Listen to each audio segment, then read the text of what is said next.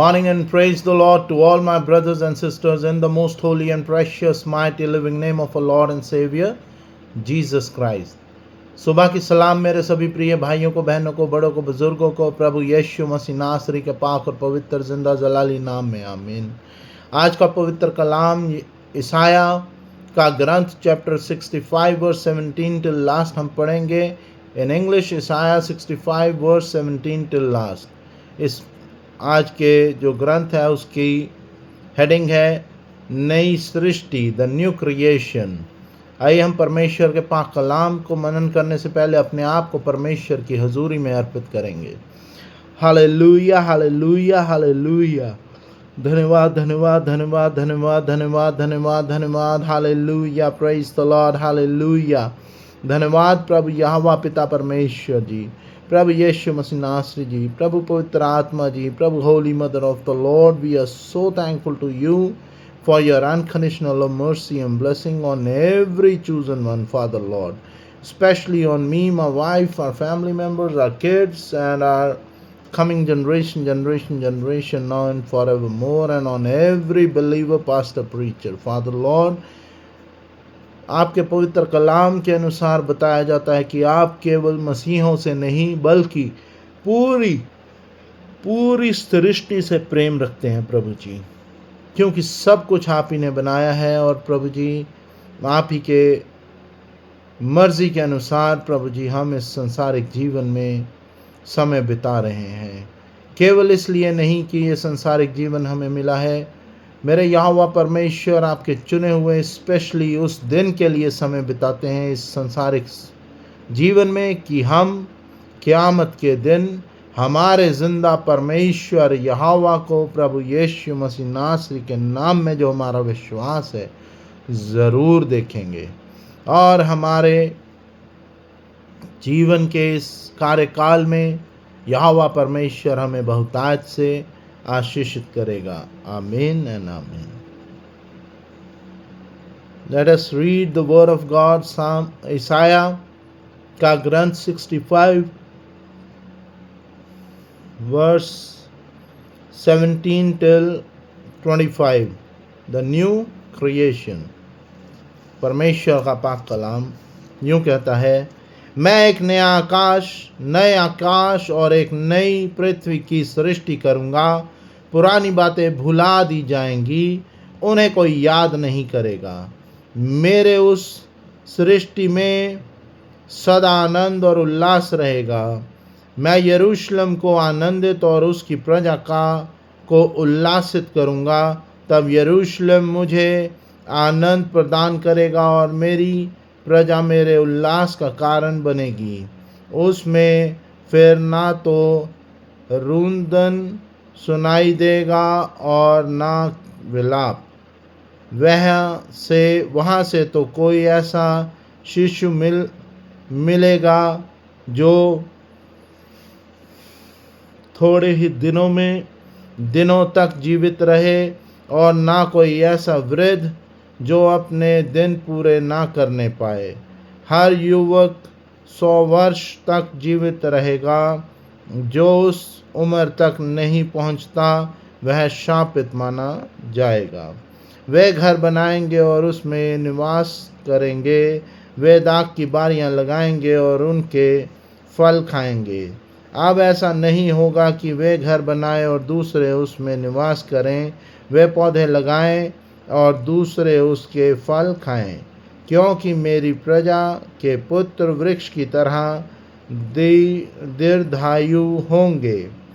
मेरे चुने हुए लोग स्वयं अपने परिश्रम का फल खाएंगे। वे अब व्यर्थ परिश्रम नहीं करेंगे। उनकी संतति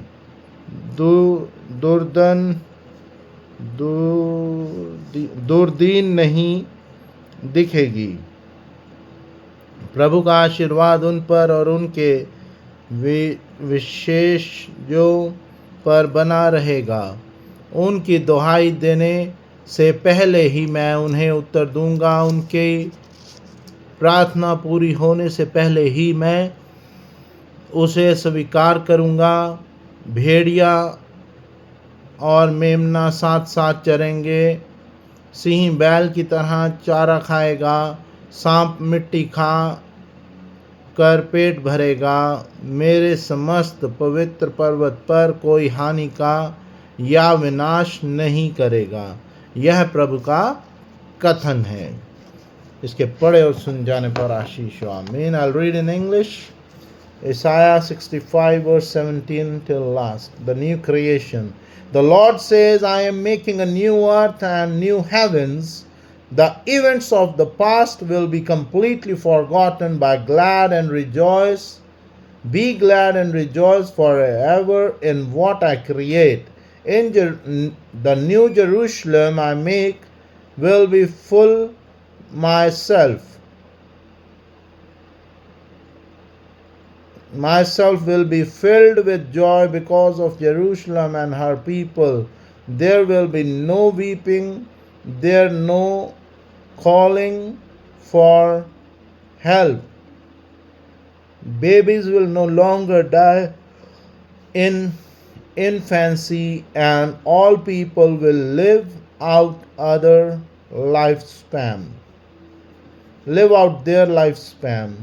Those who live to be 100 will be considered young. To die before that would be a sign that had punished them. That would be a sign that I, the Lord, had punished them. People will build houses and live in them themselves. They will not be under by someone else. They will plant vineyard and enjoy the wine. I will not be drunk by other like trees. My people will live long life. They will fully enjoy the things that they will work for. The work they do will be successful, and their children will not meet with disaster.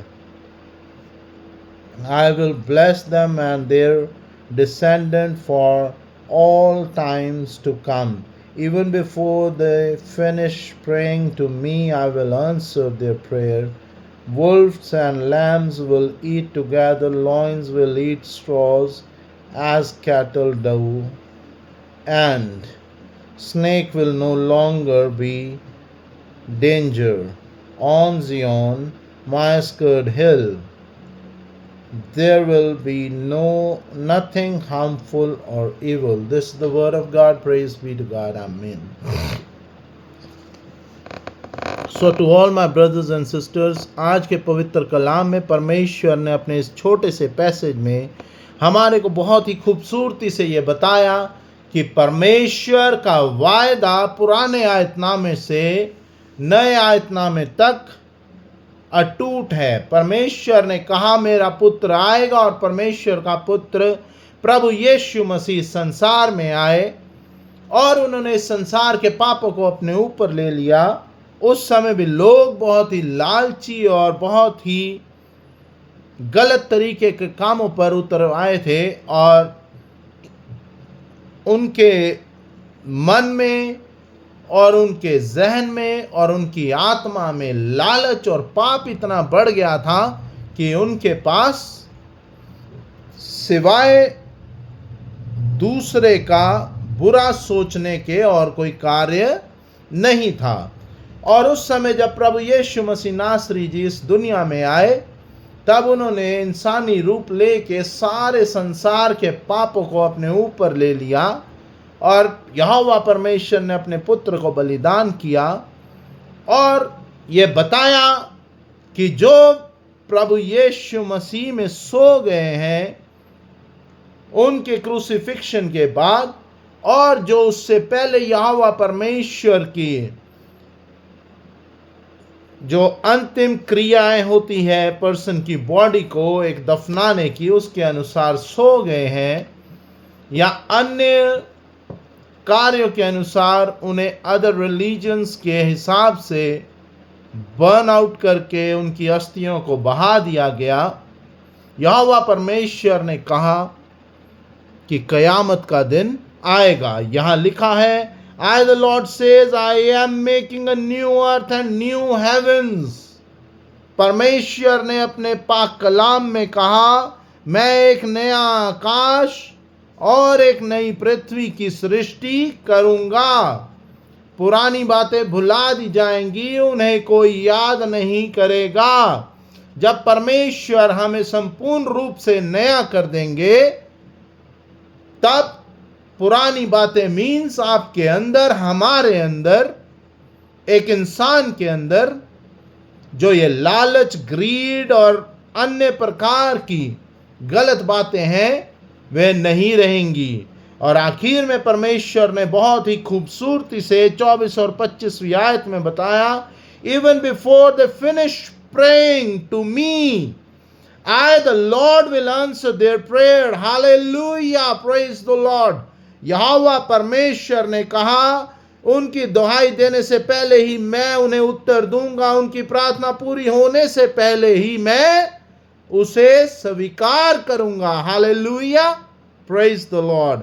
आगे लिखा, wolves and lambs will eat together, lion will eat straws as cattle do. भेड़िया और मेमना साथ साथ चरेंगे, सिंह बैल की तरह चारा खाएगा। Snake will no longer be dangerous on Zion. सांप मिट्टी खाकर पेट भरेगा। मेरे समस्त पवित्र पर्वत पर कोई हानि या विनाश नहीं करेगा। आगे, snake will no longer be dangerous on Zion, my sacred hill. There will be nothing harmful or evil. यह प्रभु का कथन है। This is the word of God. This is the promise of God, which Father Lord is doing to his chosen one.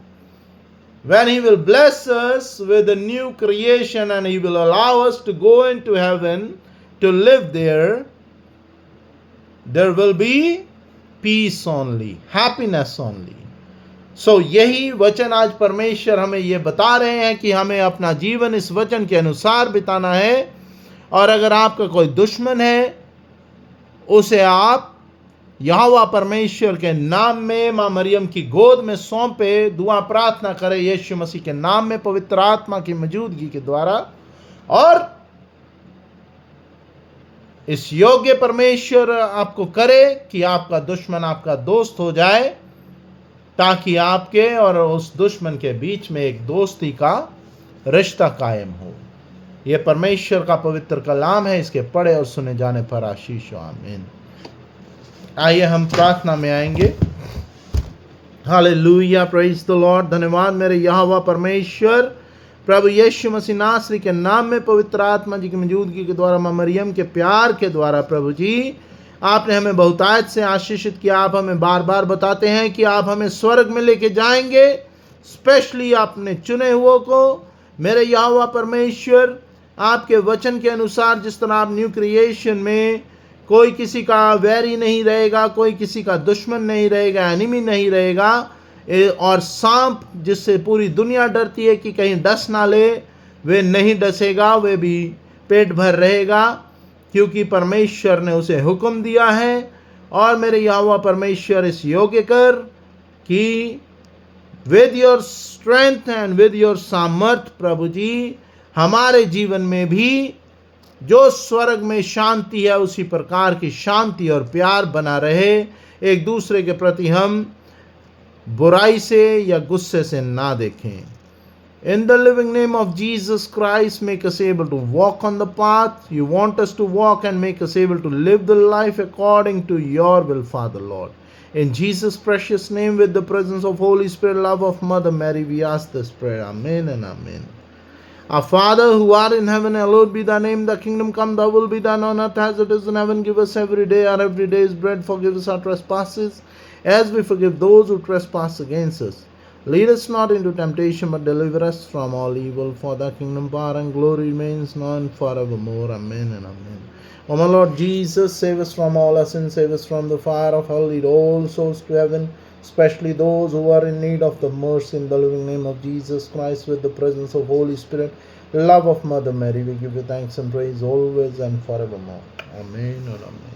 The grace of God, love of Jesus Christ, fellowship of the Holy Spirit be with you all, and also with me and my wife, our family members, our kids, and every believer, pastor, preacher, in the name of the God the Father, God the Son, God the Holy Spirit. Amen and amen.